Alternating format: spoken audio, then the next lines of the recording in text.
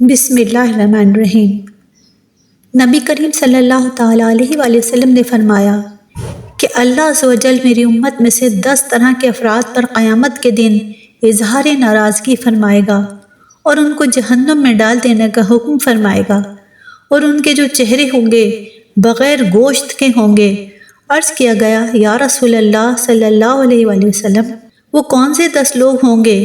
تو آپ صلی اللہ علیہ وآلہ وسلم نے فرمایا، نمبر 1 بوڑھا زانی، نمبر 2 گمراہ پیشوا، نمبر 3 شراب کا عادی، نمبر 4 والدین کا نافرمان، نمبر 5 چغل خور، نمبر 6 جھوٹا گواہ، نمبر 7 زکوٰۃ ادا نہ کرنے والا، نمبر 8 سود خور، نمبر 9 ظالم، نمبر 10 نمازوں کو چھوڑ دینے والا۔